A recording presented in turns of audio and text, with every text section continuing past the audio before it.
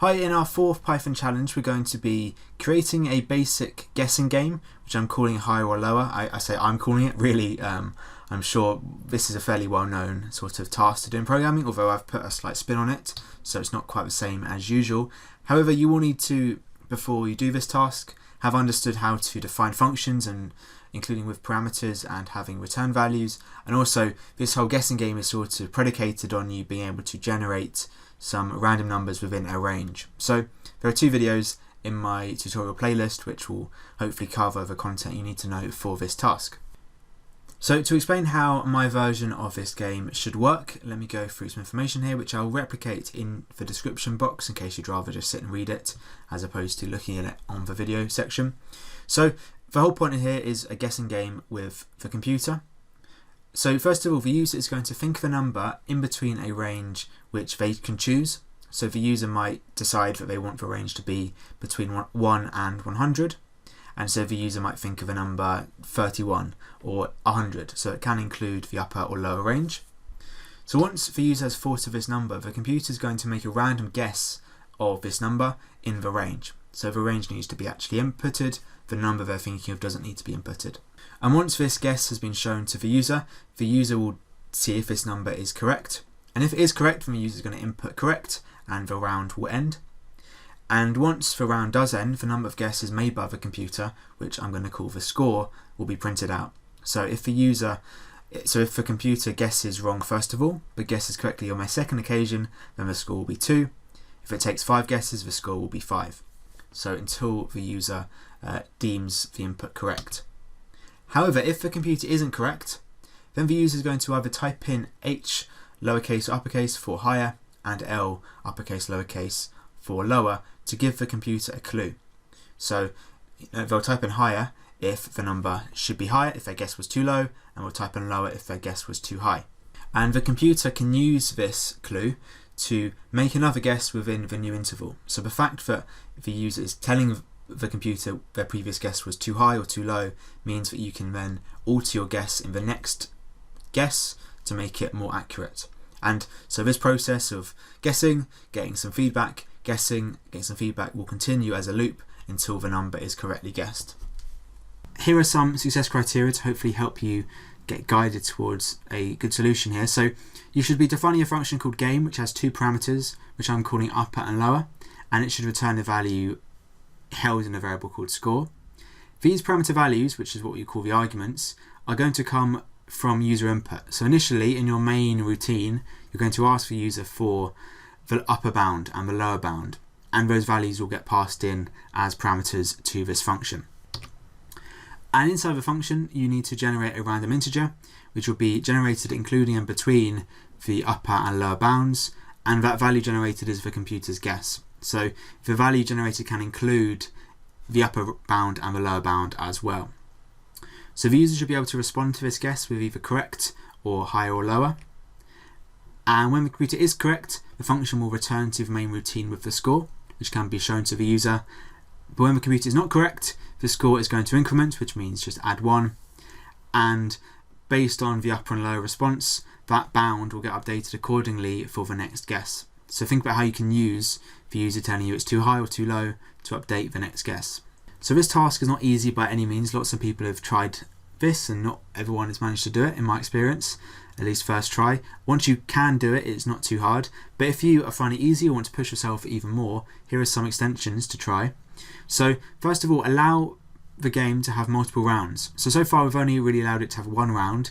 The computer's guessing, it gets it correct, and the game ends. But here we can allow multiple rounds and it only ends when the user decides to quit. So when the user does decide to quit, the scores from all of the rounds previously should be printed out. So in round 1 the score might be 5, in round 2 the score might be 8, and so on and so on. And a second possible extension task, of course you can think of your own ones if you want to. This one is in italics because I'm not going to show you how to do it, because this really works in a very similar way, except we're doing it in the opposite way. So you need to create a second function which works in the opposite way. So this time the computer will think of a number, or I say think loosely, the computer will generate a number and the user guesses, and the computer tells the user it's too high or too low. And then the game can alternate between the different modes, and the winner is the one with the lowest score of the 2 modes. So initially you could have the user guessing, and then you can have the computer guessing, and going back and forth, and the winner is the one with the lowest score out of the two. Okay, and before you have a go yourself, here is a quick demo, because I know there's been a lot of information so far. The first thing you'd see is something like this: welcome to the game, and then you are asked to enter a lower range. So let's do 1, enter an upper range, let's do 50 here. So now I'm told to think of a number between 1 and 50. Let's do 28. I guess it's 44, so I type in L for lower. And now guess is 30, so it's close. Again, I type in L. Guess 17, I now type in H. Guess 24, it's higher than 24, it's higher than 25, higher than 27, and finally it guesses 28. So I can type in C for correct, press enter, and then it kind of completes and says the score is 7. So if you were doing the first extension task, now you would give the opportunity for the user to quit, otherwise have another round. And if you're doing the second extension task, you can now launch into the user guessing and the computer generating the number, and then going back to back like that.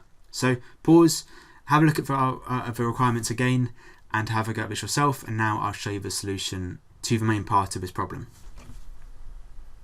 Okay, so the first thing I want to do is define my function, which I said was going to be called game, and has 2 parameters, the first one being upper and then lower.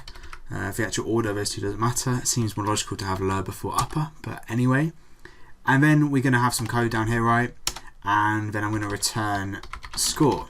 And so we can first of all score is a variable, and so we need to actually have a value in that variable, which of course we're going to change as we go through, but we can initialize it to be 0, so we can make sure it's always available to be returned in the end. And below our definition, we can have our main program, our main routine, which is going to call our function. And so we're going to call it by saying its name, game, and then we're going to supply some arguments, and these arguments are going to come from the user. And so let's just, for the time being, call them upper and lower again.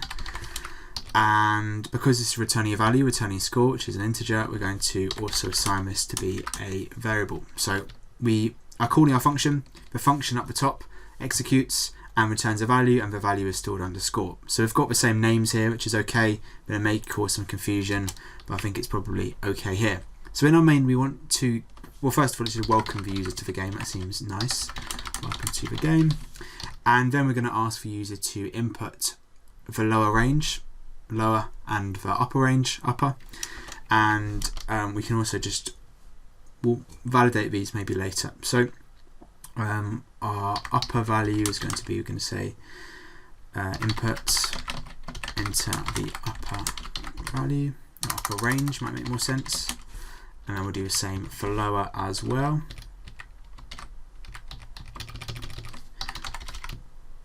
So we'll make sure these are valid later, because we'll have to, because we are expecting these to be integers as like a upper and lower range, we can cast these down here, but just wrapping those variables in the int casting function, making sure I've got enough brackets there. Now the issue is if I run this into the upper range, if I type in hello, we're going to immediately get errors once I do lower range as well, because we're trying to convert a string into an integer. So I said I was going to do this validation later, but let me do it now.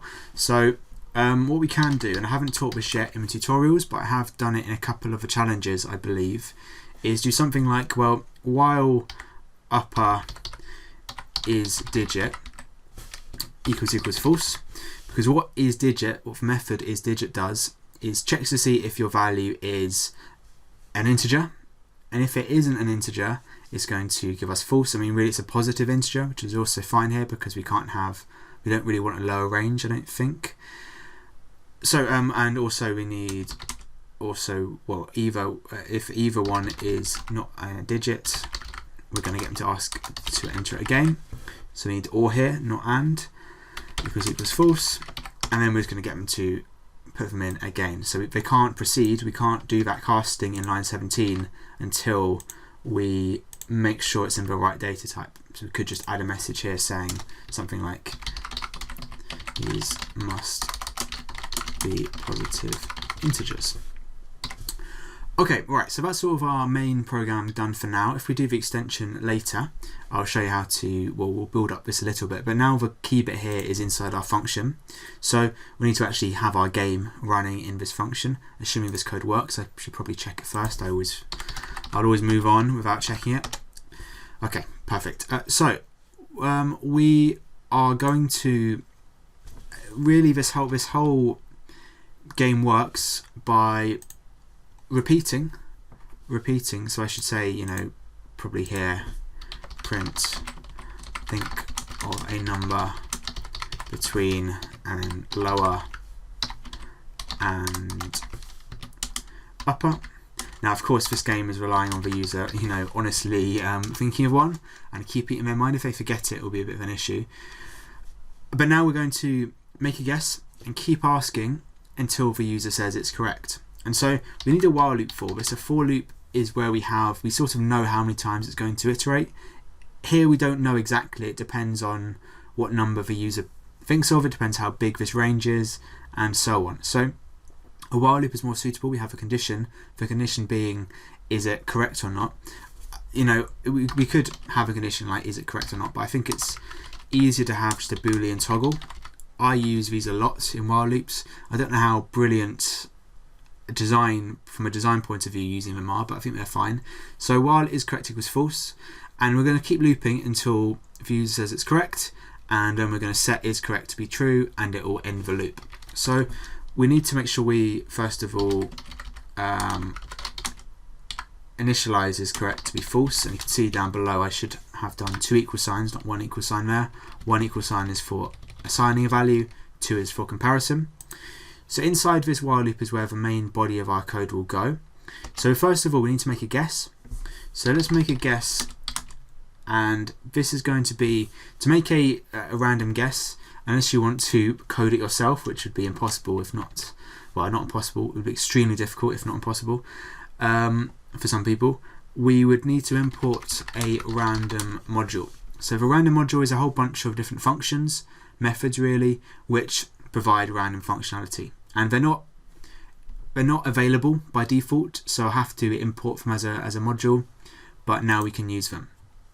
So after guess, I'm going to use a random keyword, and then now I can do dot, and the function we want here to generate integers in a range is randint, which can take 2 arguments at least for lower range, which is going to be lower here, followed by the upper range, which is upper.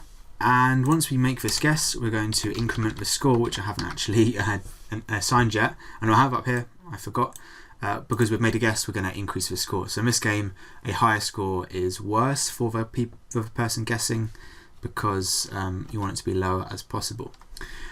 Okay, so we now need to see if this guess is correct. So we first of all need to show the user this guess, right? So we could do print I guess, and we could make it a bit prettier by adding a full stop maybe after this. And because we're using concatenation on an integer and a string, we need to make sure we cast guess to be a string as well. I guess whatever it is, full stop. Then we could do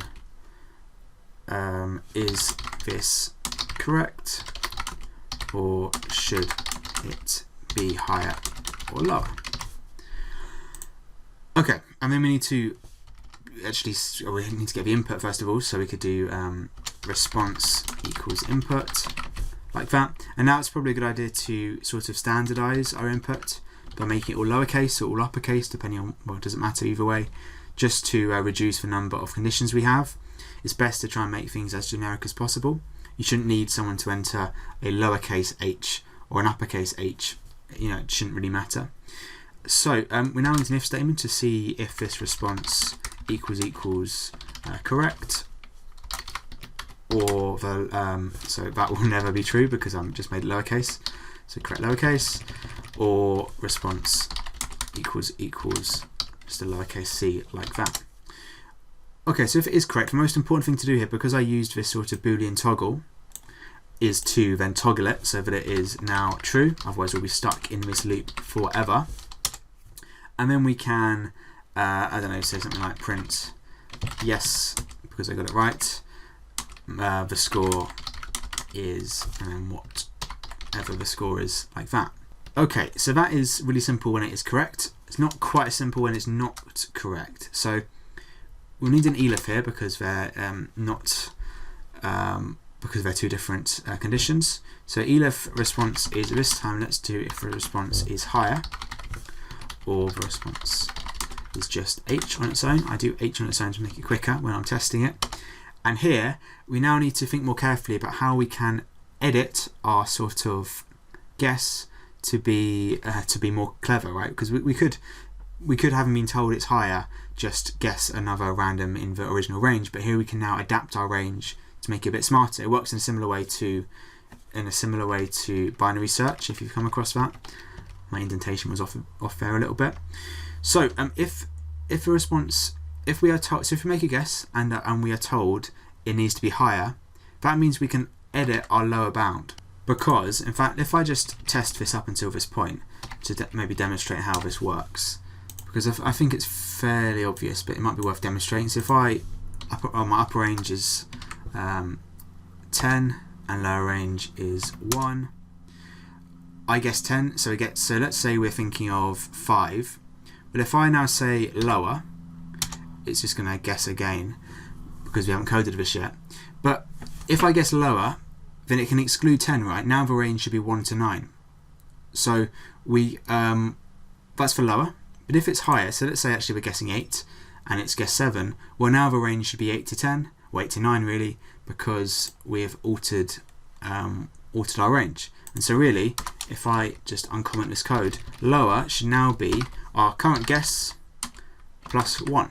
Like I had a go explaining, if we are guessing 7 and our value is 8, we know then if the value is too low, because I've said higher, we should plus 1 onto it.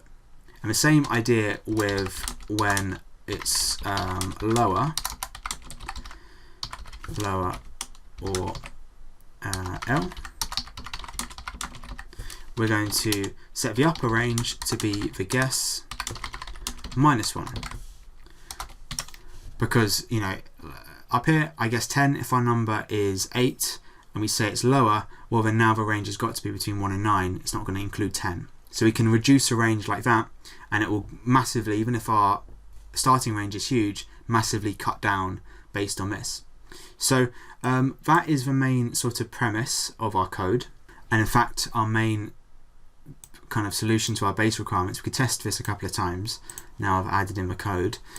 So upper range, let's say 10. I should have really put this the other way around. So let's say I'm thinking of 4. So I guess 9, well it's lower. I guess 7, again it's still lower. I guess 2, it's higher. I guess 6, I said 4, there's a risk you could forget this, and lower. And then higher again, and we finally end up with 4. That managed to get all of them wrong there. I panicked for a second. And now I can type in correct, and it should end. So the score is 7 because it guessed 7 times. Alright, let's test that again because that confused me for some reason. I've added 2 lines here to actually show us our range each time, so hopefully show us it updating. So let's now do an upper range of 100. No, let's not do 100, it's too much. Let's just do 10 again for lack of originality. So let's think of a number of 5. Let's guess 5 straight away. Let's do a number of 2. This is correct. Now it should be lower. And now I guess it's 2, so actually it's done really well here. But you can see it has updated our range. So when I said it's 5 and then it's lower, it has gone 1 to 4. Let's just do this one more time. Let's maybe do a range of 15 to 5. And let's think of a number 12. I guess it's 11, so it should be higher. Again, this is then I guess 15, lower, and now it's guess 12. So you can see this time when it's updating based on it being lower, it's also working, or based on it being higher, it's still working as we want it to, because that range has gone to 12. Okay, so our main code is working. Let's now look at some issues we have with it, right? So if I now sort of don't really play ball and deliberately, well, I've deliberately or by mistake caused some issues. If I type in hello, that's fixed because we did that earlier. But if I do 15, let's do 25 this time. If let's say, so it's guessed 29. Let's say I was thinking of 29, but it kind of ignore that and just pretend it's lower. I could, potentially keep pressing in lower until we get an issue here. It says the new range is 25 to 24. Well, how is it going to generate a random number in that range? Because our lower value is higher than our upper value. And so, you could, the user not really doing it properly could lead to an error like this, and it would cause your program to break. So what we can do is make sure before we are allowing this random function to generate our numbers, because that's what the issue is here. If you look at the bottom, empty range for rand range, it's coming from our random function here. And so we need to kind of protect this function by checking to see if there are any issues before we actually use it. So what we can do is sort of wrap it in or not even wrap it in an if, because what we can do is we can do if, let's say upper equals lower. Well, that's an issue first of all. In fact, we could even just do upper is less than or equal to lower, because first of all, they shouldn't be equal. We shouldn't really ever have them being equal, or certainly, in fact, no, that's not true. They can be equal. They can be equal if you've guessed all the opportunities. But if they become a situation where upper is bigger than lower, or sorry, upper is smaller than lower, that means something's gone wrong here. You can see here the upper value is smaller than the lower value, which doesn't make sense. And so we need to, if we have this case, there's been some issue, we could say something like, I think you have made a mistake. And so not really much we can do here. I think we would need to just get us out of this loop ASAP. So we could set this to be true, and also maybe want to reset the score, because otherwise, the score isn't really valid. But if we don't have that issue, that's fine. We can proceed as normal with an else, and we can just make sure all of our code down here is now nested within this else, apart from return, because return is the last thing we're doing. So hopefully that's all nested across. So fingers crossed, this code allows us to check for any issues like this, like where we kind of deliberately get it wrong. Let's have a look and see. So let's reset that. I'm not sure what's happened there. Okay, let's do a smaller range this time. So let's do 5, and then lower range is 1. So I think the number between 1 and 5. Let's say, so it's guessed 3 straight away. Let's say I was thinking of 3. So if it's correct, or should it be higher or lower? We'll just do lower. New range 1 to 2. Let's do lower again. And I think you made a mistake, and we end. Okay, that's good. I think we can now comment out our sort of new ranges 1 to 2, because it's now confusing me a couple of times. So where is it? Down here. So I think that is mostly us done, except for maybe one other issue, is if I just do this again quickly. Now if I type something other than H or L or C, if I type in high here, it's going to keep guessing, which is maybe okay, actually, now I think about it, because the score is going up and it's sort of your fault, you haven't done it right. Maybe we could show a message, right? We could just say down here, else in all of the cases, print, you must enter H, L or C. And then it's going to guess again. So actually maybe it guessing again is not really a big problem. You could sort of wrap this whole code in another while loop to make sure they are entering H, L or C. And if they're not, asking them again, because right now it's just going to increase the guesses, but I feel like that's kind of okay at this point. Alright, so I think that's our main code done, unless I'm missing something, which is possible. In terms of our extension, which is where we wanted to have multiple rounds, like right now if I get it correct, the game ends, and that's it. But actually you may want it to be so that we have multiple rounds, and so the user can keep going afterwards. And this is ultimately why we are using a function, right? The good thing about functions is not only are they provide a nice clean interface with parameters and return values, but we can call our function however many times we want, and it'll all be absolutely fine. We don't have to repeat loads of code. If we wanted, say, 5 rounds, without a function we need to repeat this code 5 times, and it would be really annoying. But also if we wanted, say, an infinite number of rounds, we can't copy code infinitely, and again having a function makes it a lot cleaner. We would need another loop. So down here at the bottom, I'm going to quickly edit my upper and lower here because that was irritating me a bit. So what we could do before this welcome to the game, we could have another while loop, and again let's just use a boolean toggle here. So while has quit equals false. Again I need to make sure I actually initialize this just outside, so has quit It's going to initially be false, 1 equal sign there. Again, let's just shift all of this code inside my while loop for the time being, because this is our main game. We could now, before we could just print the round and then the number, so we could use a counter at the top.